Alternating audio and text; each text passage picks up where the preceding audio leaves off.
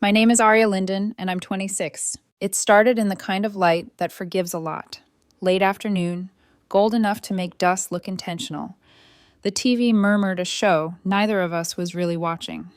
On my phone, a pattern turned into a shout. Julian Cross had liked Tessa Gray's photo. Again. Not just a like, a comment. Tessa in a shoreline sweater, hair salted and careless. Caption: Some tides always find their way back. Julian beneath it. Told you the ocean never lies. The blue heart landed like a thumbprint. My chest did that small traitor's stutter. I could have closed the app, filed it under insecurity, apologized to no one. Instead, I called into the kitchen where Julian was rinsing two clean glasses like absolution was a chore. Hey, I said, keeping my voice as flat as a placemat. You've been interacting with Tessa's posts a lot. He didn't turn. It's Instagram, Aria. It's your ex-girlfriend, I said, and it's constant. He faced me with a patient smile, the kind you put on a brochure about conflict resolution. We're adults. It's called being mature, friendly with exes, normal. Mature, the sticker people slap on red flags so they pass security. It's every photo, I said, and the songs in your stories, the ones you told me were your songs with her. He dried his hands slowly like he could towel off the conversation. You're monitoring me now? That's a lot. I follow you, I said. It shows up. He leaned on the counter. Here's the thing. You can't control who I follow or what I like. Tessa and I are friends. Friends who dated 3 years. Friends who still talk in code. His laugh was gentle and condescending at the same time. Try being secure for once. The cut was precise. I let the sting register, then set it down. I'm not trying to control you, I said. I'm telling you how it feels. And I'm telling you it's harmless. He exhaled the way people do when they want the scene change. If this is going to be a problem, I don't know what to tell you. There it was, an ultimatum dressed like weather. We ate dinner with the TV, filling the air like packing peanuts. He put a hand on my knee once, a placeholder gesture he assumed was enough. Later, in bed, the ceiling fan turned above us like a slow metronome, while Julian scrolled under the small tent of blanket light. Somewhere, a stitch loosened inside me. Not a tear, an unthreading. 2 days, same pattern. Likes, comments, a saved post from 2019. When I brought it up again, careful, lighter, he went sharper. God, Aria, he said, why are women so insecure? I watched that sentence point itself at me like a finger, then at Tessa like a doorbell. He waited for the expected meltdown. I didn't give him one. Instead, I opened a new note and titled it Observations, Not Accusations. Dates, screenshots, captions that leaned too close. I wasn't collecting evidence to win. I was archiving the truth so I wouldn't gaslight myself into forgetting it. On Friday, a package came. New cologne, citrus, and ambition. He misted the air like a promise. Housewarming at Jalen's, he said. Tessa might swing by. It's a group thing. Have fun, I said, surprised at the steadiness in my voice. He squinted, disappointed I wasn't performing jealousy for him. You could come, he added.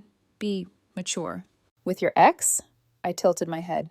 You said I don't know her. You refused to, he corrected. There's a difference. After he left, the apartment changed shape. Shoulders down, jaw unclenched. I washed 2 already clean plates and listened to water drum stainless steel like a metronome that didn't owe anyone music. Then I did something small and enormous. I scrolled to Eli Moreno in my contacts. Eli, the college ex who didn't explode. He relocated. The profile photo was him and his boyfriend, Mateo, wind-chapped smiles on a ferry. Relief loosened something inside me. I wasn't lighting a match. I was turning on a lamp. Hey, stranger, I typed. Aria from UNR. Saw your promotion. Congrats. Coffee sometime? Platonic catch-up. Also, tell Mateo hi for me.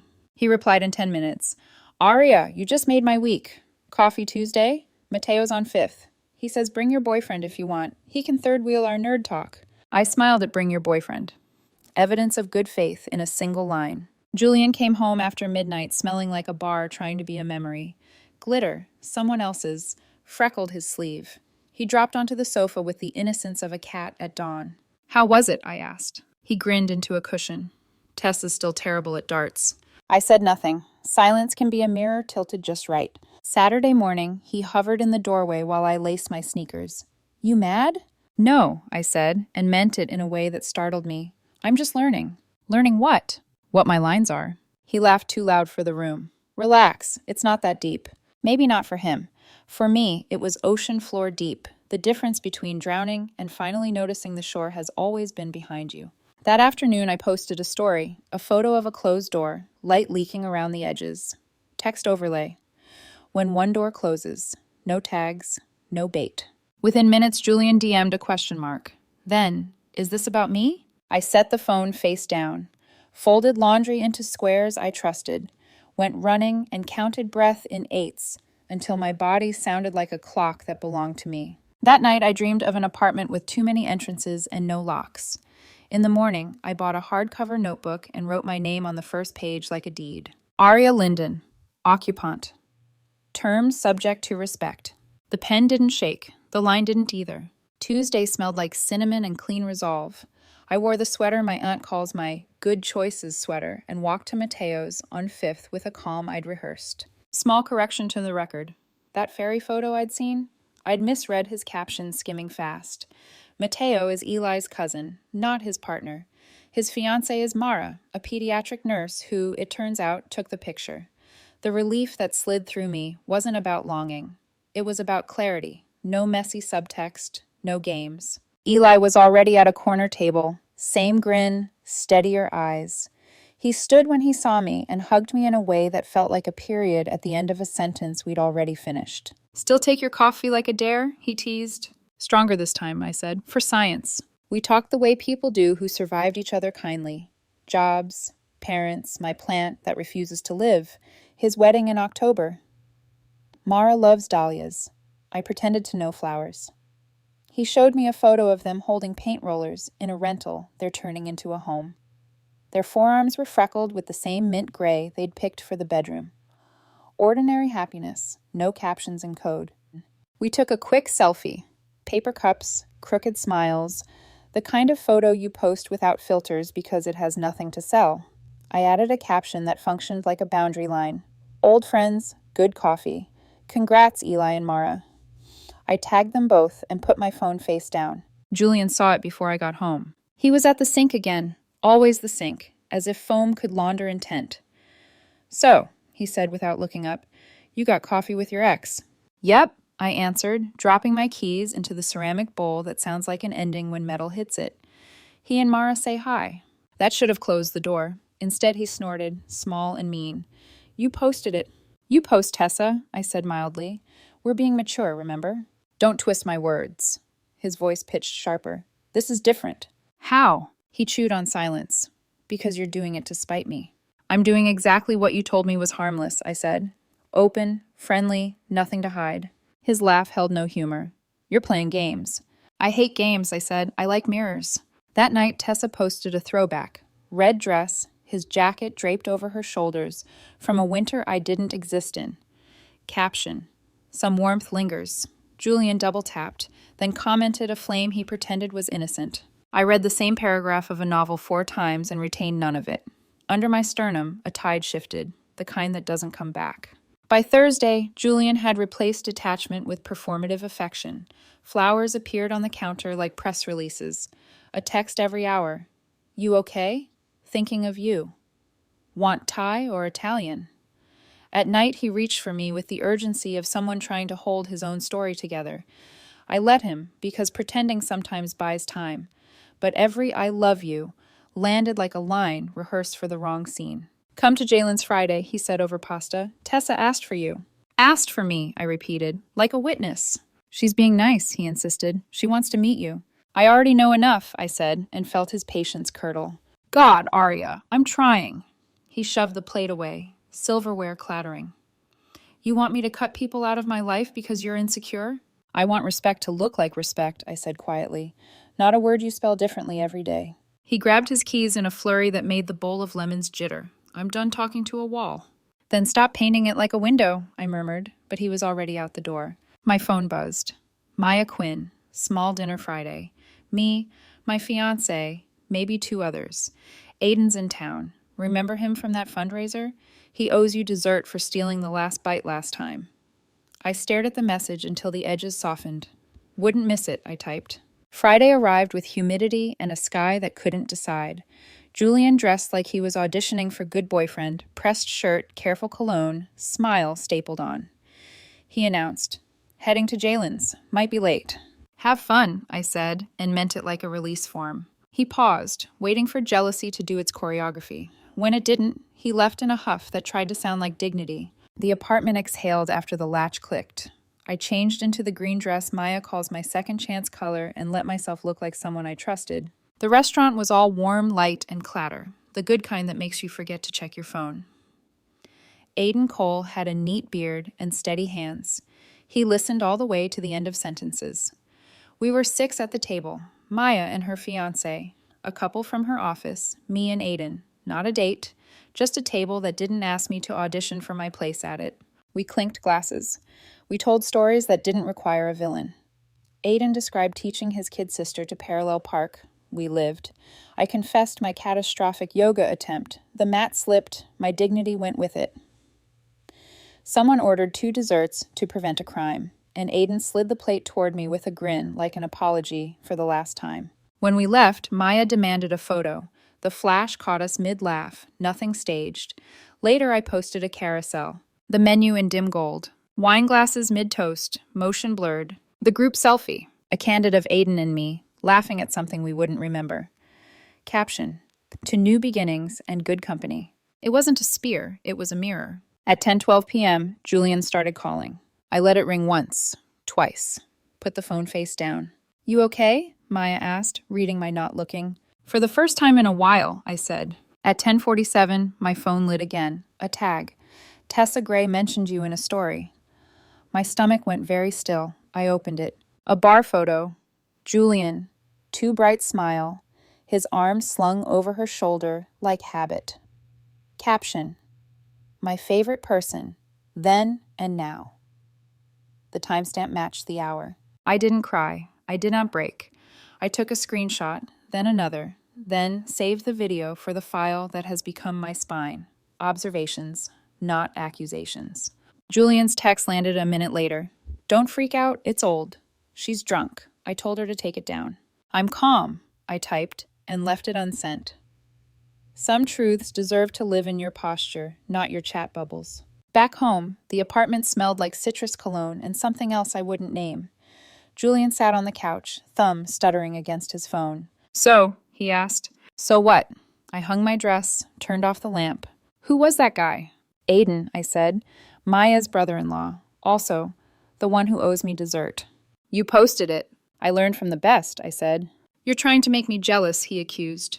"I don't have to," I said softly. "Look at your own phone." Color rose, then fell in his face like a tide that realized the moon had other plans. "I came home early," he tried, "for you. After spending the evening with Tessa. She's part of the group." "Then maybe change groups," I said, and headed for the bedroom. I didn't sleep much. Around 3, I got up, slid my passport and spare card into a tote, added the hardcover notebook with my name written like a deed, and tucked the bag beside the door. Not a threat. A plan. In the morning, I set my phone on the counter and wrote 2 columns in the notebook. What I can't control, who he follows, likes, or texts, what he calls maturity.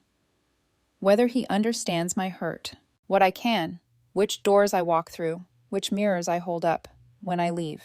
I didn't underline it. I didn't need to. The ink dried like timing. Sunday morning arrived like it wanted to pretend everything was fine.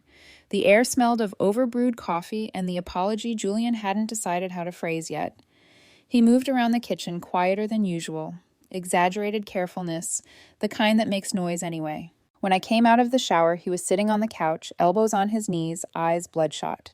"We need to talk," he said. I dried my hair with the towel, steadying my breath. "Okay, then talk." He dragged his hand through his hair like he wanted it to hurt. "You've changed, Arya. You're cold, distant. It's like you're waiting for me to mess up." I looked at him for a moment. "Julian, you're not waiting to mess up. You already did. You just keep pretending the cleanup is the same as the fix." He stared. "You can't keep punishing me for something that didn't mean anything." I almost laughed. "You mean the girl who calls you her favorite person, then and now? That didn't mean anything?" "She was drunk. She posted an old photo." "With the same bracelet you're wearing right now," I cut in. "You don't need to lie. Just don't insult my memory." He stood up, voice breaking through the calm like a hammer. Why are you so determined to see me as the bad guy? Because you keep auditioning for the role. Silence stretched. It wasn't angry, just tired. Finally, I said, Julian, I've tried. I wanted this to work. But every time I tell you how something hurts, you twist it into me being controlling. He stepped closer. I can fix this. You keep saying that. I mean it. That's what scares me. He blinked, confused. I don't think you realize you're fixing something you broke on purpose just so you'd have a reason to hold it again, I said quietly. The sentence landed like glass. He didn't follow me when I walked to the bedroom. I packed slowly, not in panic, but in recognition. Toothbrush, charger, jeans, the sweater that felt like safety. When I passed him again, he was still on the couch, unmoving. You're leaving? For a while. You can't, he said, and his voice cracked on the second word. I can, I just haven't before. I picked up the tote I'd packed days ago and opened the door. Behind me, the sound of him finally standing, but not fast enough. The hallway air was cooler, cleaner. I walked out without looking back. Maya's apartment smelled like lavender and paint. She didn't ask questions when she opened the door, just hugged me long enough for my spine to remember what safe touch felt like. I'm not staying long, I said. Just till I figure things out. Stay as long as you need, she replied. Rent-free, guilt-free. You can even pick a plant to kill. We laughed, the sound awkward but alive. For the next few days, I lived quietly. Grocery runs, long walks, nights without confrontation. It's strange how stillness feels violent at first, when you're used to walking on verbal eggshells. On Thursday, Aiden texted, Trivia night, Team Maya's revenge. We're short one brain. You in? Only if the questions are emotionally unavailable boyfriends, I typed back. That's round 3, he replied. It made me laugh, and that was new. That night, the bar hummed with low music and the smell of fries. I joined their table, and Aiden smiled like the week between hadn't existed. You look better, he said. I feel like I finally unplugged something toxic, I said. Did it make a sound? Like static clearing. He nodded. That's my favorite sound. During the second round, I realized I hadn't checked my phone in 2 hours. The world was still spinning. I was still breathing. That was the win. When the night ended, Aiden offered to walk me to the car. The air smelled faintly like rain, the kind that hovers but doesn't commit. He glanced over, hesitant. You sure you're okay? I'm learning that okay doesn't mean quiet, I said. It means honest. He smiled. That's a good start. He didn't try to touch me, didn't angle for anything, just waited until I unlocked my door, then said, See you next week, maybe? Maybe, I said, and realized it was the first time in months I meant the word without fear. 2 mornings later, I went back to the apartment to collect the rest of my things. Julian wasn't there. The space looked smaller without me. On the counter sat a single note in his handwriting. I hope you find whatever you think you're missing. I folded it once and left it beside the spare key. When I closed that door behind me, it didn't sound like slamming. It sounded like punctuation. That night, I posted one last story. A photo of a sunrise through the window of Maya's apartment. Caption, When one door closes, another opens. Sometimes it's your own. I didn't check to see if Julian viewed it. I just watched the light change color, slow and certain. And for once, I didn't feel the need to explain it to anyone. 2 weeks later, the apartment I used to share with Julian felt like a story I'd read once and outgrown. The echoes were still there. The dent on the wall from a dropped picture frame, the outline on the carpet where our coffee table sat, but the weight was gone. What remained was quieter, memory, not mourning. I signed my half of the lease transfer and watched my name fade from the paperwork like a bruise finally healing. When the agent slid the final page toward me to initial, I hesitated for a beat, then wrote my signature in full, bold strokes. Arialdien. It felt like reclamation. That night, I met Maya and Aiden at a small rooftop bar near the river. The city lights below shimmered like 1,000 unopened messages, and for once, I didn't feel the pull to check any of them. Officially free? Maya asked, raising her glass. Officially single, I said. Freedom's a process. Aiden smiled. You handled it cleaner than most people could. I shrugged. It wasn't revenge. It was reality. You can't argue with screenshots. He laughed softly. That's going on a t-shirt. Maya leaned in. So what now? Back to your own place? Not yet. I'm taking time to like the sound of my own quiet, I said. Turns out it's not so bad. We stayed until the bar lights dimmed and the playlist faded to a whisper. When I left, Aiden walked me down the stairs, same as before. Aria, he said as we reached the street. Yeah? He hesitated, choosing words like they mattered. You know, not every story ends in war. Some just end. I know, I said. This one had to. He smiled. Then here's to whatever comes next. He didn't reach for me, just nodded and let me walk into the night at my own pace. Back home at Maya's, I made tea and opened the hardcover notebook. Observations, not accusations. I flipped to the final page and wrote one last entry. Conclusion. People show you who they are when they think you'll forgive them anyway. Maturity isn't staying calm while someone disrespects you. It's leaving without needing to make a scene. I closed the book and slid it into a drawer, not as evidence, but as proof of evolution. The next morning, I woke to a message request from a number I didn't recognize. No name, no profile picture, just, I hope you're happy. I lost everything because of you. I stared at it, thumb hovering over delete. Then I typed a reply I didn't send. You didn't lose me because you loved wrong.